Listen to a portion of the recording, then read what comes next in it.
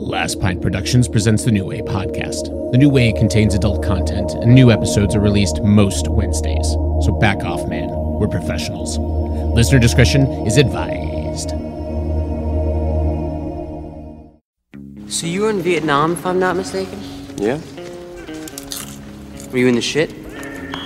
Yeah, I was in the shit. Last night, Darth Vader came down from planet Vulcan and told me that if I didn't take Lorraine out, that he'd melt my brain. Here's how you get him. He pulls a knife, you pull a gun. He sends one of yours to the hospital, you send one of his to the morgue. We came, we saw, we kicked its ass. Everybody wants to be naked and famous. Everybody wants to be just like me and make it. Will you help teach me about this? What is it? A new way? Hello and welcome to the New Way podcast, where we break down pop culture so you don't have to. I'm your host, Matt Schenk, and we have something a little different in store for you today. Inspired by Rob Harvilla's genius podcast, 60 Songs That Explain the 90s, we've decided to give you a better understanding of the media that inspired us to start this little podcast. We have each picked a couple of pieces of pop culture media, including movies, television, music, theater, and the like, which have had an impact on us. We will discuss these in depth and separate from one another. And we'll finish up each episode interviewing someone who shares our interest in the subject. So, without further ado, this is 6 properties that explain the New Way.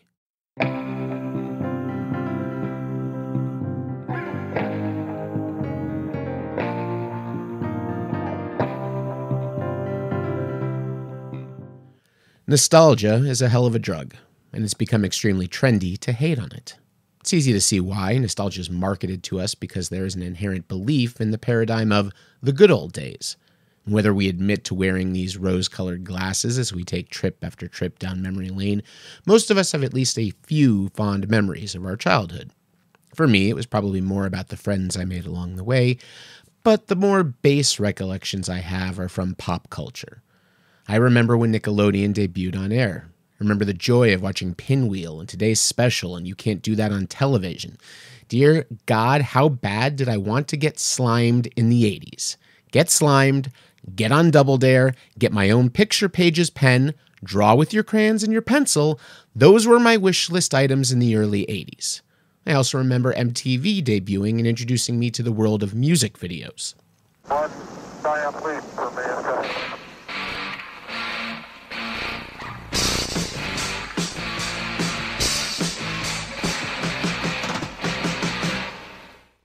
But really, the biggies were movies and TV shows. But which movies and TV shows are where things get interesting? I was a TV junkie almost immediately, and with cable television, which we were lucky enough to get almost as soon as it was available, I was introduced to someone else's world, my parents. I watched I Love Lucy and The Andy Griffith Show with my mom. I watched Perry Mason and The Wild Wild West with my dad. I watched Happy Days with the whole family. Sure, I made time for Laugh Olympics and Legends of the Hidden Temple and Peter Pan and the Pirates. Incidentally, if you have never seen this Tim Curry-led Captain Hook saga, you are not only missing out, but you will understand more fully why Steven Spielberg's Hook falls short for me. Fire! Those contemptible wretches will never resist a treasure map, Smee. I loved those old reruns. They were on constantly. I once stupidly asked my mom what it was like when things were in black and white. She realized that I thought there was a time on Earth where the color ceased to exist.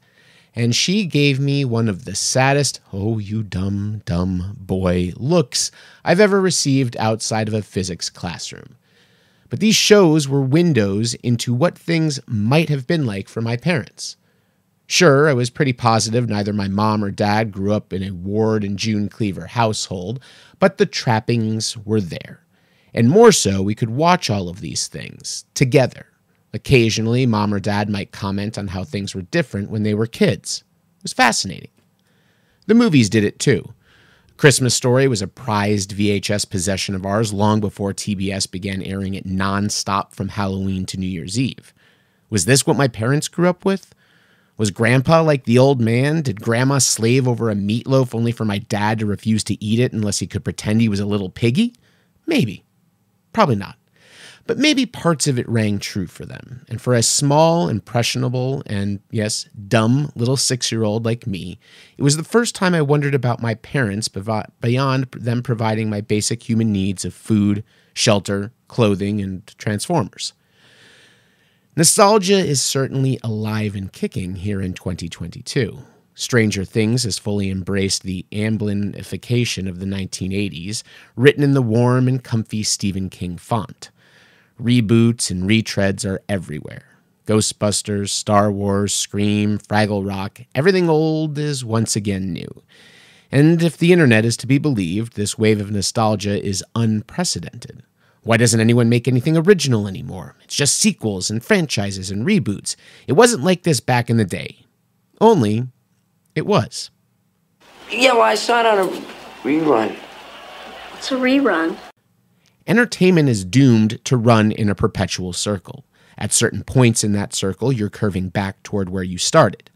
The arguments made against lack of originality and nostalgia today can be applied at multiple points in history. Marvel is nothing compared to the studio system that produced an endless supply of westerns in the 50s and 60s. How many Wizard of Oz movies were there? How many Robin Hoods? How many Peter Pans? How many James Bonds? Hollywood has never met a property it wasn't ready to drive into the ground by pushing it in front of our faces again and again and again. Familiarity often goes hand in hand with popularity. And after all is said and done, Hollywood is not in the arts business. It's in the money business. So ultimately, I find the rampant complaints of nostalgia overload to be a bit myopic for my taste. I embrace it. It's fine to wrap yourself in the warm blanket of nostalgia as long as it's done well. And while, like Roy Kent, it's here, it's there, it's every fucking where, when it's done right, it is absolute magic. A Christmas Story delivers gold.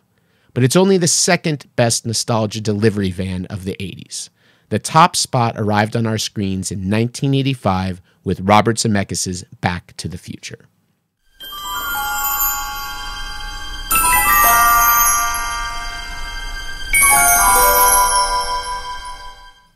Back to the Future is one of my earliest theater memories. We likely piled into our white 1984 Toyota minivan. This was one of the first minivans that ever existed, and they occasionally pop up in TV shows, usually in Nigeria, driven by a drug lord. When I was growing up, it was rare for all four of us, my mom, dad, and brother Chris, to go to a movie together in the theater. My dad typically would only go if he had gotten free passes or he could sneak us into the drive-in where it was cheaper. My mom and brother and I made it to the Cineplex more often, and as I got older, that dwindled down to just my mom and me hitting new releases on Friday after I was done at school. Back to the Future, though, was a rarity for us. It was a new release. It wasn't discounted. And all four of us went to the theater together. And it is probably the only time in my life that all four of us not only adored the movie we watched, but we likely took something different away from it. To say that a billion things had to go wrong and then right to bring us the movie we saw that day is an understatement. Director Robert Zemeckis and writer Bob Gale originally conceived the story of Back to the Future in 1980. Gale saw a yearbook photo of his dad and wondered if they would have been friends if they were contemporaries. They worked tirelessly on the script and began to send it around town, and nobody liked it. I'm afraid you're just too darn loud. Next, please. Zemeckis instead directed Romancing the Stone, which became a huge hit and afforded him the opportunity to revisit Back to the Future. But it was the involvement of a person you might have heard of that really fast-tracked the film. Steven Spielberg was on a smoking hot streak. Jaws, Raiders of the Lost Ark, Close Encounters of the Third Kind, and E.T. birthed the advent of the summer blockbuster. He began his production wing, Amblin Entertainment, and Amblin, for many of us, is our childhood. Spielberg produced so many seminal kids and family-centric movies in the 80s, his producer record nearly eclipses his directing record, and that's saying a lot. His fingerprints are all over some crucial elements of Back to the Future. What elements? How about the score, the title, and the DeLorean. Let's talk about the DeLorean for just a moment, shall we? For people of a certain age, there is only one answer to what famous car would you most like to own. Even without the powers of time travel, the answer is still the DeLorean. Well, specifically the DeLorean as it is presented in Back to the Future. The actual normal DeLorean is decidedly less awesome. Sure, it still has those awesome gull-wing doors, but it's missing all of Doc Brown's additions. Most importantly, the two giant exhaust ports on the rear that mask the rather soft and boring 80s appearance of the back of the DeLorean. What was the original time machine, you ask? A refrigerator. Yes, Marty was originally driving a refrigerator to a nuclear testing site with it in the back of his car, and there was something to do with Coca-Cola product placement. I can only imagine when Spielberg nixed this idea, he made a deal with the devil to have to be revisited by the ghosts of Refrigerator's future with the infamously terrible fridge scene in Indiana Jones and the Crystal Skull. He chose poorly. Now, Zemeckis actually gets credit for choosing the DeLorean, but Spielberg was the one that knew it needed to be something cool and not a refrigerator which would serve the double purpose of luring dumb young kids like me to climb into refrigerators of their own and die. He also knew that the score needed to be huge. Alan Silvestri's now iconic score was the result of Spielberg telling the team that the sound of the orchestration had to be like a symphony. It had to feel bigger than life. The original direction was going to be much smaller. How differently would Marty's first jaunt into the past, racing against the Libyans, the less said there, the better, without this iconic riff?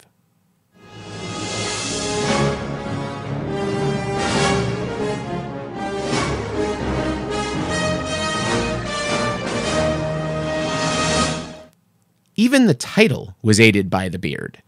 An executive urged them to rename the film Spaceman from Pluto, and no one was on board with it. However, because this executive was high up, they didn't know what to do. So Spielberg intervened and wrote a note to the exec saying, "Hey Sid, thanks for your most humorous memo. We all got a big laugh out of it. Keep them coming." Knowing full well that this executive was extremely vain and would never admit he was being serious. And so we received Back to the Future as the current and proper title of the film. But the biggest assist Spielberg came out with is probably the biggest asset of the film as a whole: the cast. Casting for Back to the Future was already looking good with their Doc Browns. In fact, their original choice is one of the only actors I can think of who might have been able to pull off what Christopher Lloyd did. It was Lloyd's co-star from Buckaroo Banzai, John Lithgow. I honestly would have no issue seeing an alternate reality with the Trinity Killer and Dick Solomon as Doc Brown. Just saying. But really, there is likely no one who brought more to this character than Christopher Lloyd. Basing his performance on a mixture between Albert Einstein and conductor Leopold Stokowski, Doc Brown truly lives up to Biff's description as a wild-eyed scientist. And the cast is stacked even beyond its leads. Leah Thompson kicked off many a young boy's puberty as Marty's lusty mom. Crispin Glover gave an iconic and bizarre performance that you can't take your eyes off of as Marty's dad. And nice guy Thomas F. Wilson as bully Biff Tannen is just amazing. Hey, what's Michael J. Fox like? He's nice. What's Christopher Lloyd like? Kinda quiet. What's Crispin Glover like? Unusual. Stop asking me the question. Wilson is fantastic in this flick, but he truly shines in the trilogy as a whole, playing Biff at different ages and different demeanors. Of course, the main event of Back to the Future is cool guy Marty McFly, and this is where Spielberg struck gold again. Michael J. Fox was everyone's first choice for Marty, but Fox was glowing red hot with his success on Family Ties and unable to commit to the shooting schedule. Instead, the team went with Eric Stoltz, and by all accounts, the fit was not good. Stoltz is a great actor, But he just didn't fit the vision of the filmmakers and was playing things very straight and working as a method actor. Despite his lack of fitting the role, however, they still continued to shoot a large portion of the movie with him as Marty McFly. As Zemeckis continued shooting and realizing it wasn't working, he couldn't tell if it was just him being overzealous about the performance or what was happening, so they had an emergency meeting. Spielberg okayed going back to their original choice of Michael J. Fox, worked around his schedule, and dropped a staggering $4 million in reshoots. $4 million in 1985. The budget of the movie at that time was $14 million. This is unprecedented. They shot weeks of footage, fired the actor, and brought their original choice back in to reshoot almost half of the movie. It's insane. But now the production had what it needed. The right star, the right car. What it didn't have was time. Upon seeing how well the movie was working, Spielberg pushed up the release date and narrowed their post-production schedule to 9 weeks. I am 9 weeks away from the opening of a musical, and it's too much time for us. 9 weeks in a movie is nothing. In 2022, hearing a production go the way this one did, the bad press would completely overshadow the final film, and maybe we'd have a movie that was received much more poorly. Thankfully, this movie came out at exactly the right time it needed to and turned out to be incredible. And it's a movie that stands the test of time. Forgetting the incest of it all, which, if we're being honest, is actually handled about as well as that plot can be, the movie endures even for future generations. Sure, it's geared more towards boys than girls, but there is so much to love in this movie, and so much to love as a family watching this movie. Seeing my parents chuckle at jokes I didn't get, and then me laugh at jokes that maybe they didn't get, was part of the joy of seeing this movie with your family. And that joy is carried on, for the most part, in the 2 sequels. I've said it before, and I'll say it again. I don't personally think nostalgia is a bad word.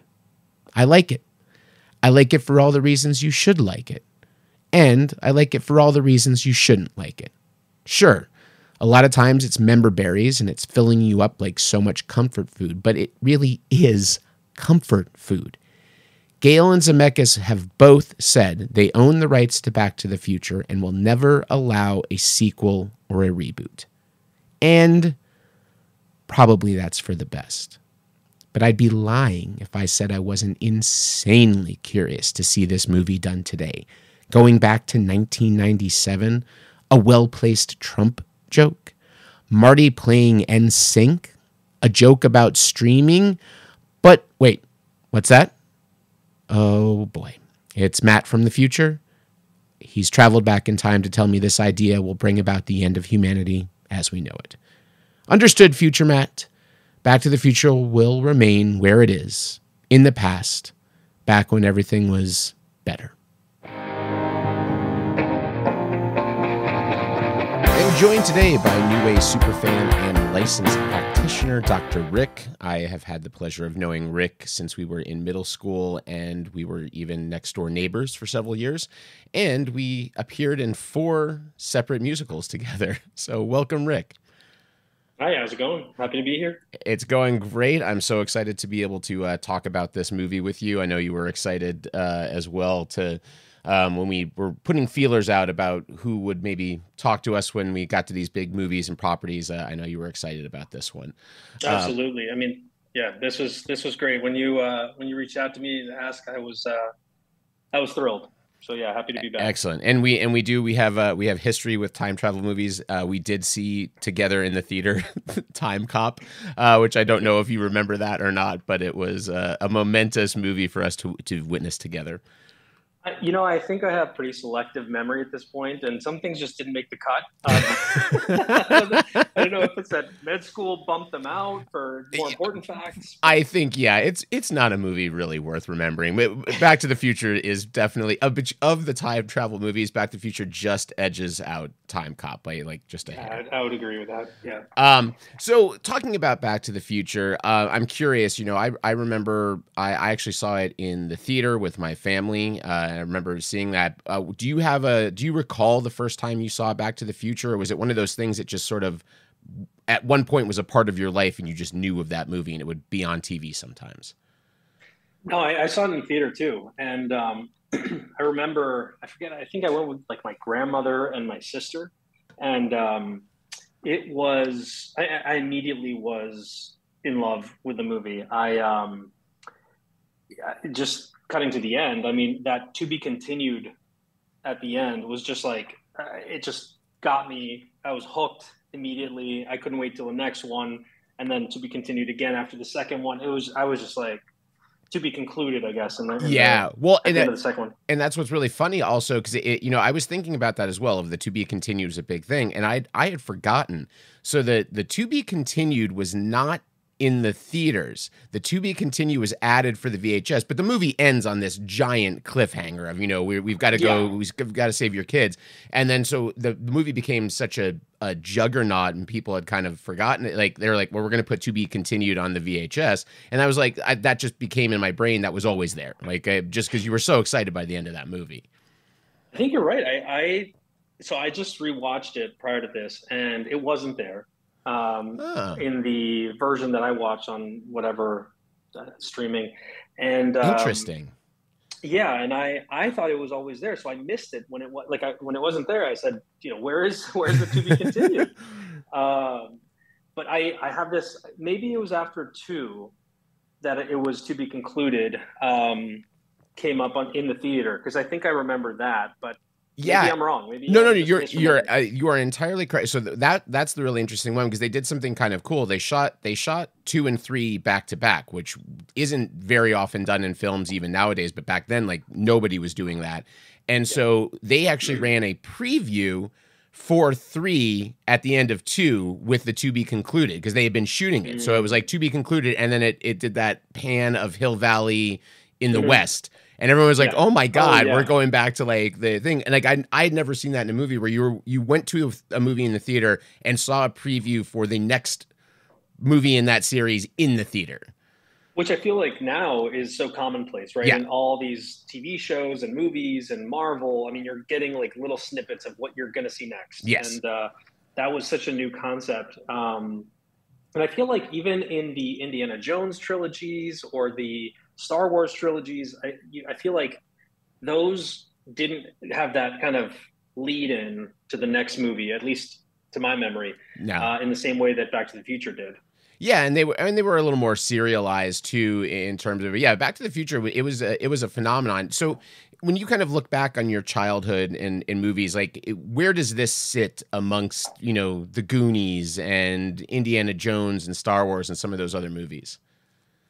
I feel like as a childhood movie, I think it takes the number one spot for me, at least in thinking back on what movies, the classic test is if it was on TV, would you stop and watch it? Mm-hmm. I would not even hesitate to just watch it through wherever it picked up. Even rewatching it for this episode, I was just so excited to relive that. And I caught myself kind of chuckling at parts. And, when Doc says, no, there's a rhythmic, what does he say? Like a rhythmic gathering or something when like at the, bands. He's like, I forget the line. I should have pulled it, but it was, little lines like that probably I missed growing up, that now it's just like the way he says things or just the looks that Doc throws, when he's first testing the DeLorean and he looks over at Marty when Marty's stepping away and kind of looks down and pulls him back in.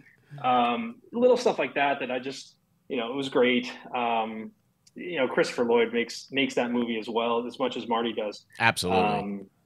Or Michael J. Fox. So it was, I think it's among the top. I mean, it depends on what age group, I guess I'm thinking too. If I'm much younger, I'm thinking like Disney stuff. You know, I grew up on that kind of stuff. But I think in this kind of early teen age time frame, I think it's definitely Back to the Future.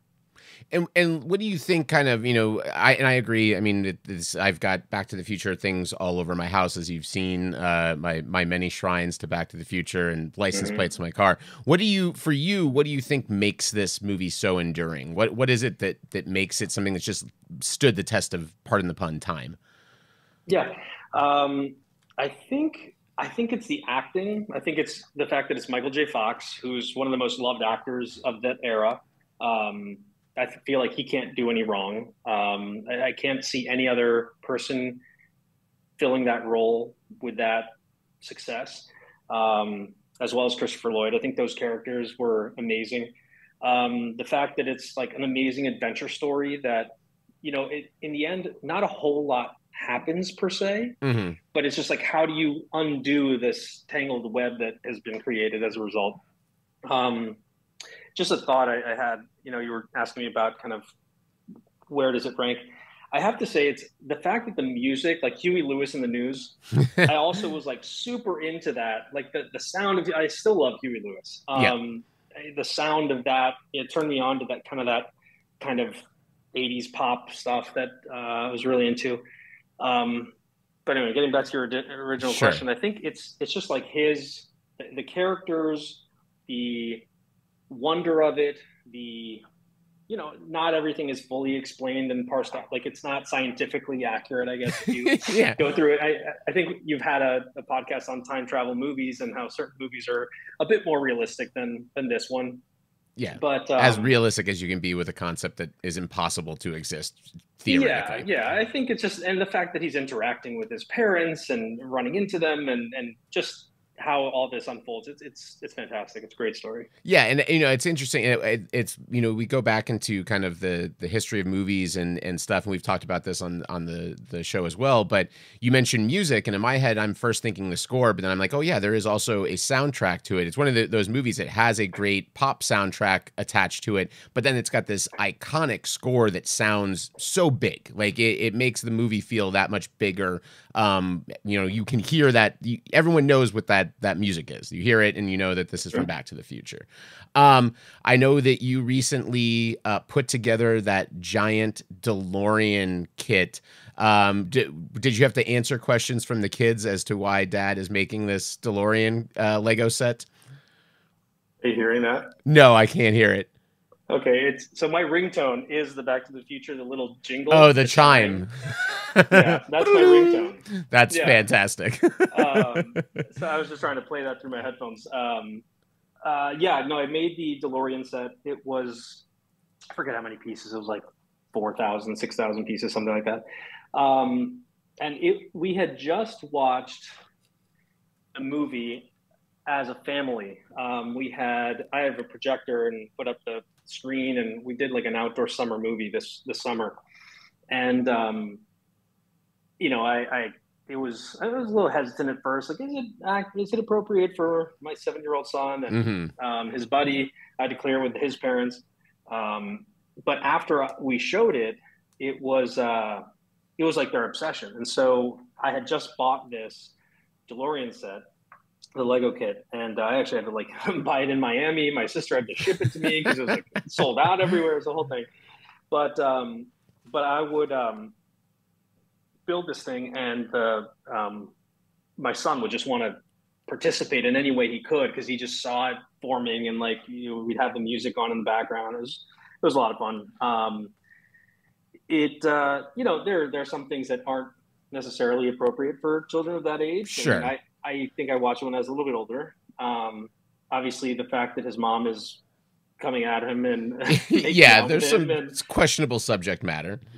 Yeah, he's in his underwear in a bedroom with his mother. What's interesting, so you mentioned your son is 7. So if you saw this in the theater, you would have been 6 in the theater. This came out in 1985, the first one. The second ones came out later on that, but we were, I imagine, probably between 6 and 8 is when we were kind of introduced to this movie. And it is funny to think about what we're you know, what we're nervous to show kids these days and sanitize, even though we were, you know, this stuff was just put on and no one talked to us about it. There was no like discussion of like this weird bit in Back to the Future. It's just, you're going to watch this movie and don't ask any questions. Yeah. Yeah. And don't worry, there's this old man that's hanging out with a 17-year-old boy, and that's normal. He just has a key to his apartment. I'm always curious with this question. Do you have any theories? Like, do you have a theory on Doc Brown and Marty? What is this an appropriate relationship? Is it not appropriate? What's going on here? I always kind of tried to figure out how they got together in the first place. And you would think maybe Marty's parents had a connection, but they're completely clueless and not in their own world. They have no knowledge of anything that's going on in anyone's life. No, I have no idea. Maybe, Strickler said something to him one day and he was curious. Who knows? I mean, I'm trying to think what's the common thread between these two guys, and there's really nothing. There is. It is we imagine Marty is maybe a junior or senior in high school, and there's this eccentric scientist who inherited a family fortune and lives in this mansion outside of town, and these two just pal around. Like, this guy says, hey, 17-year-old kid, come to the mall parking lot at midnight. and Marty's like, no problem. Bring the camcorder. Video camera.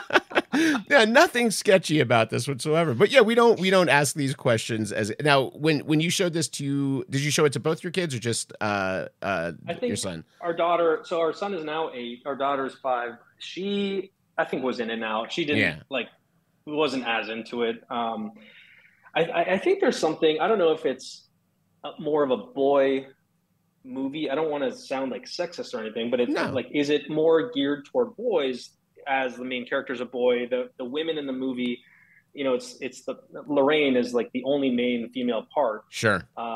Jennifer is kind of like the girlfriend is just kind of there.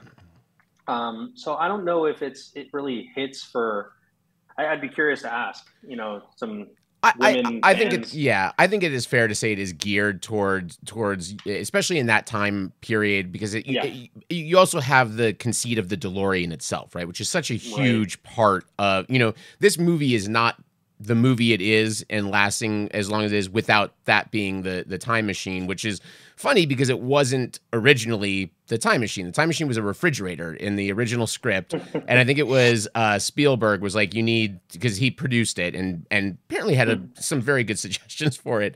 But he was like, yeah, you need something that's more interesting and cool and fun instead of them hopping to a refrigerator and going through time.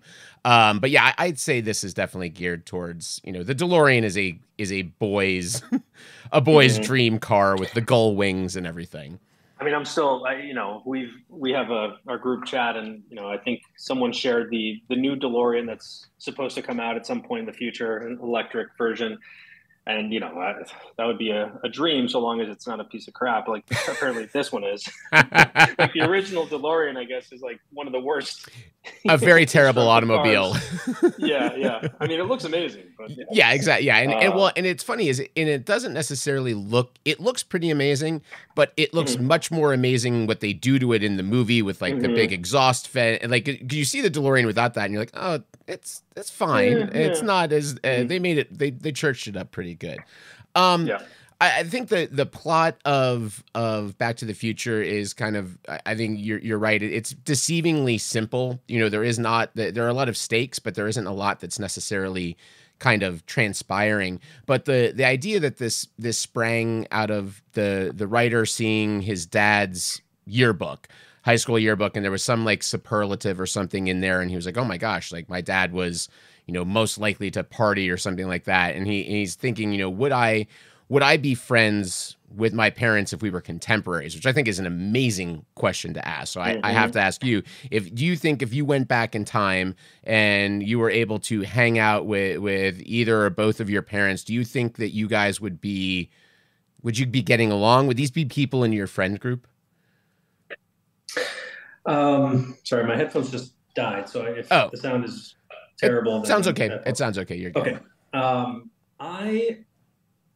I don't know. I definitely wouldn't be friends with my mom, I think. Sounds weird to say, but she's, she just had different interests back in the day. Sure. Grew up very conservative in Paraguay, very conservative family, very conservative culture, just very different than how I grew up.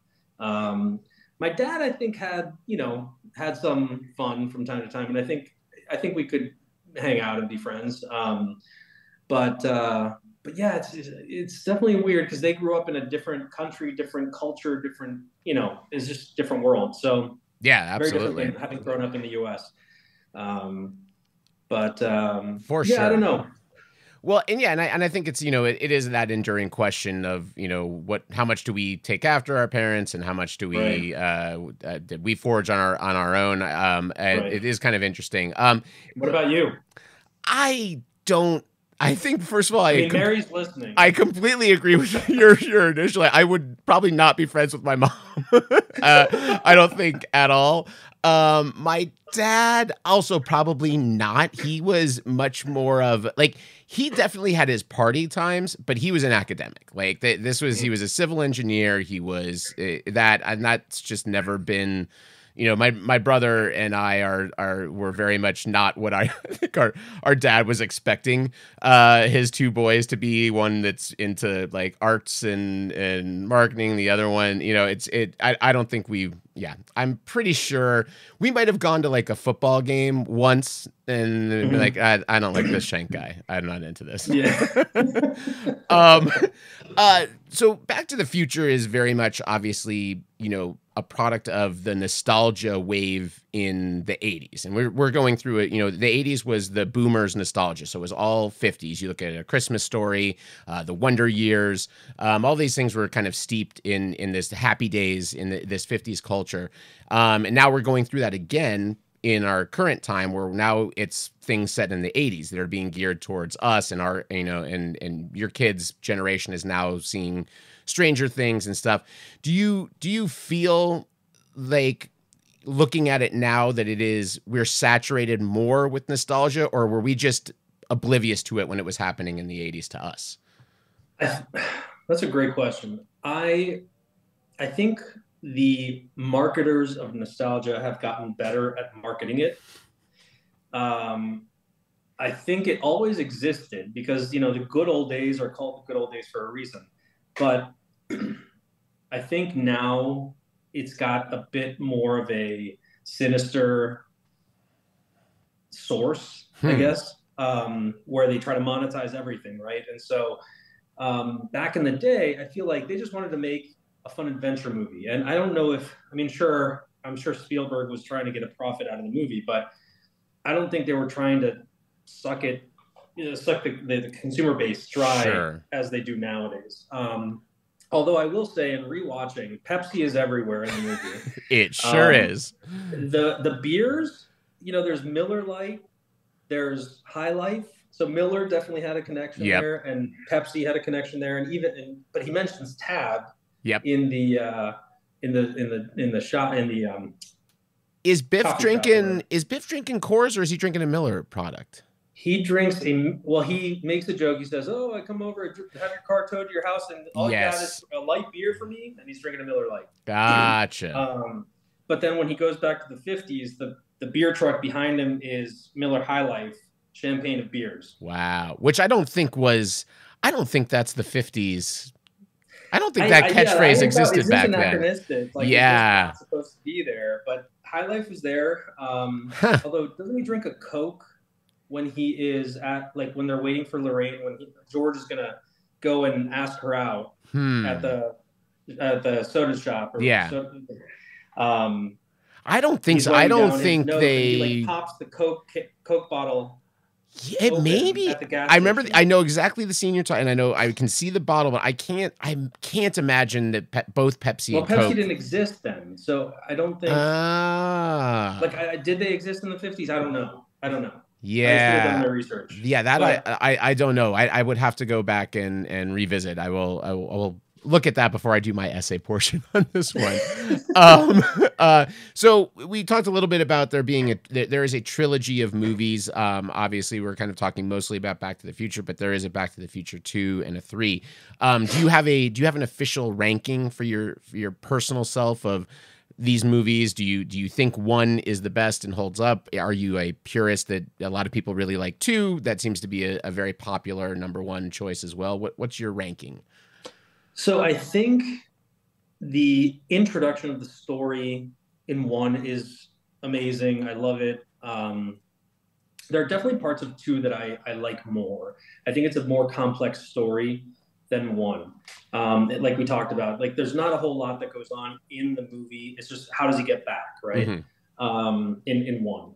I even noticed when I was rewatching when they're setting up for the return, that happened pretty early in the storyline. Like I felt like, oh, we're already here. We're already trying to get him back. Like that week passed pretty quickly in the 50s. Whereas in the second, sure, there's like the whole future part and there's that storyline. He's got to close that loop. But then there's also the part where he goes back to the past and it's like Trump world. I mean, yeah. And so, boy, did they nailed us on that one pretty good. Oh yeah, I mean, it's like The Simpsons and Back to the Future 2 nailed it. Yeah.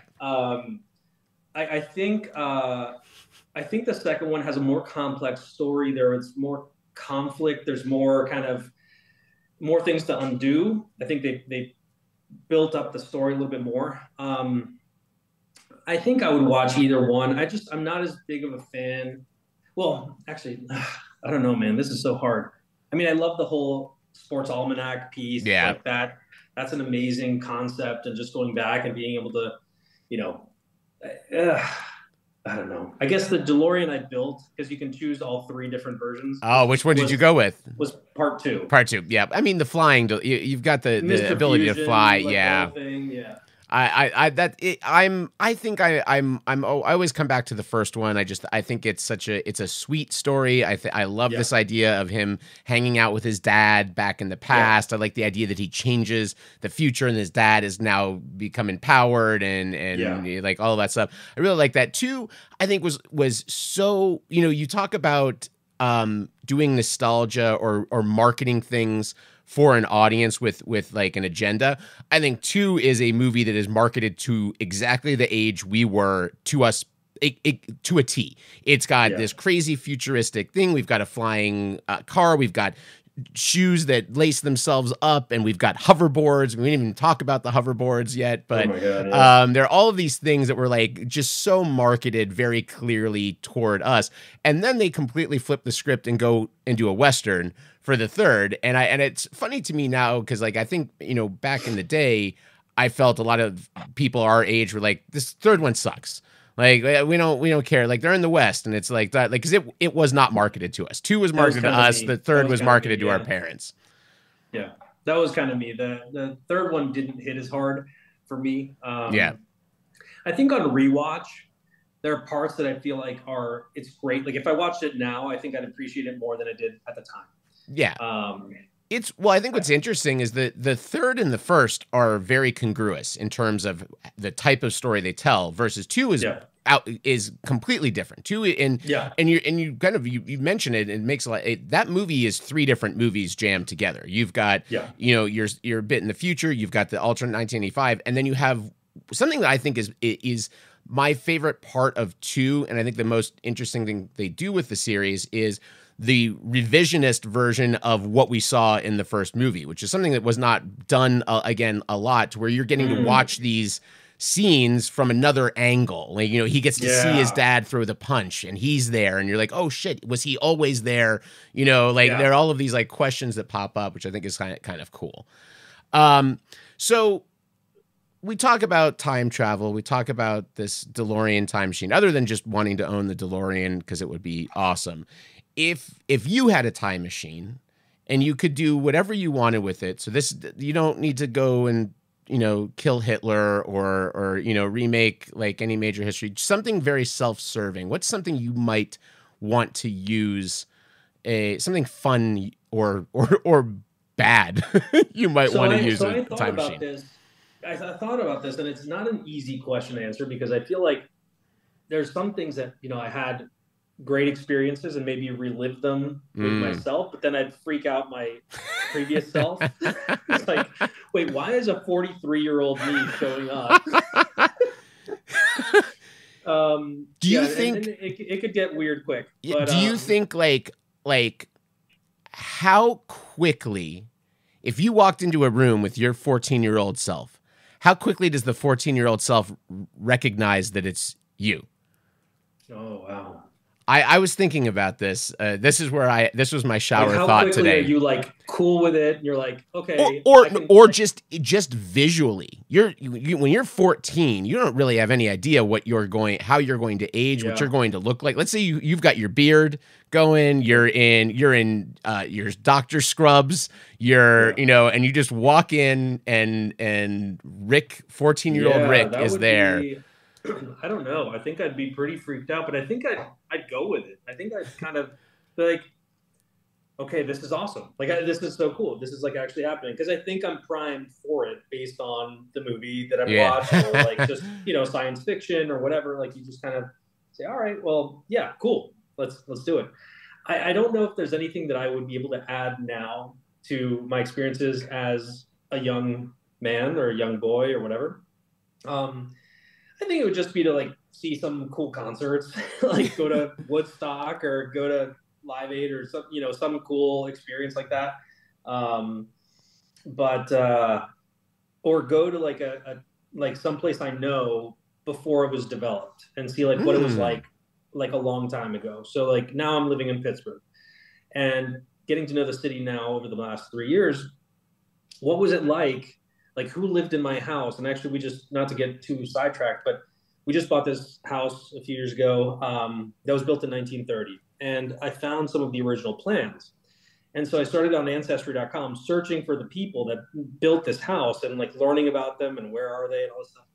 And I just found it fascinating to dig into like that time, because he built the house. I think he signed for the house a few weeks or months before the Great Depression, before the crash. Oh, wow. Great Depression. In 1929. So it was just kind of a crazy time. And there were a lot of estates and like, Fricks and Carnegie and all these like rich robber barons of Pittsburgh were running everything here. And so it'd be an interesting thing to see what that was like back then. Yeah. That's and it's that's also the funny thing of living in Florida versus living in somewhere like Pittsburgh, because we don't have a lot of history here. It was a swamp. I could go back to 1995 before my house was built, and it's just swamp here in Middle Boynton Beach, but a little bit different there. Watching these movies, we have this trilogy. There was a cartoon TV series that I saw an episode maybe or two, but is there somewhere in the Back to the Future universe in these movies, is there a period of time you would have liked to have seen Doc and Marty travel to? I think the far future. I think, going to 2005? They went to 2015. 2015, sorry, yeah, 30 years. 2015. I think, it's cool to have lived through that time and say like, and I know that there are some memes out there and like they get the date wrong and all this stuff. Yeah. But I think that was cool. But I think the far future, like 1,000, 2,000 years in the future. Oh, but wow. Obviously that then turns into like a whole nother kind of movie. Yeah, absolutely. But, and I don't know if the dinosaurs would create that much of a conflict. It just becomes another then I think we've already seen kind of that tale play out with Jurassic Park. But yeah, it is crazy to think that, if Back to the Future was made today, they'd be going back to 1992, the year we met. That's crazy. Like that is, so that if we traveled back now, it would be us going back to being 13 years old in 1992. Wow. which is crazy. Listening to Pearl Jam. And, yeah, which I'm still listening to the same music. I'm still listening to, which really puts things in perspective. I'm like, oh my God, I'm one of those old guys. But, it is what it is. I think that is the common thread. I think that is what we talked about. What is the enduring thing about Back to the Future? It is that nostalgia thing. We're all in the same loop, and we're dealing with the same things. Our parents were listening to classic rock stations when we were kids, and we're trying to listen to Pearl Jam, and same thing now. No, it's a very cool question. Yeah, man. Do you have any final closing thoughts on Back to the Future? Anything you'd like to share? Any stories? No, I mean, I think we were chatting a little bit before we started recording, and you had a question that was really interesting. It's like, what's one piece of advice you would give yourself if you went back? And I just said, just remember to pull out would be the. No, I'm just kidding. Oh God. No. No, in all seriousness, no, that would be it. That's it. Yeah, that's sage advice. That would have made a very different Back to the Future movie if that was the thing. Yeah, it is crazy to think that the plot of Back to the Future is essentially, I need to make sure my parents have sex, otherwise I don't exist. Mm-hmm. That's really if the log line of that movie is my crazy old friend, because I don't have any other friends. I'm just friends with this eccentric scientist millionaire, and I'm going back in time to make sure that my parents bone. What do you think of Jennifer sees in Marty? I mean, he's a friendless guy who hangs out with an old dude. I mean, yeah, he's good looking, but it's Michael J. Fox, and I think you mentioned the casting of it, which is funny because they shot half of that movie with someone else, and because they couldn't get him, and they realized the movie was not working with someone else. I think that you hit something on the head very much there. Is that Marty is not a great character. He just like his father through the plot of the movie, he becomes better, but yeah, he's a slacker. Strickland says it to him, and there he's just like his dad. He's a slacker. He's worried about rejection. He's kind of okay. I mean, he's a decent guitar player, but doesn't have a real good ear for like what music to play or when to play or how to do a solo. Speaking of, on the credits, Johnny B. Good is credited to Marty McFly and the band. I forget the name of the band. There's something I forget. There's a tale behind that, but there's some legal things, because that's also Van Halen plays his guitar when he's doing the riffs in the spacesuit, which is also just a crazy weird. Although they scene. do give credit because they say Eddie Van Halen on the cassette. Yeah. Yeah, it's interesting, but yeah, it's a great movie. I'm super glad we got to talk about it and share this, and maybe we'll have you back for another one of these in the future.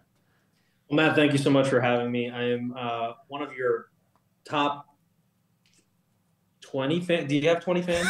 No, I'm just kidding. No, we might have 20 listeners. We do not have 20 fans, though. Okay, fair enough. Maybe so 4 fans, 20 listeners. I'll say at least in the top 50th percentile of your fans.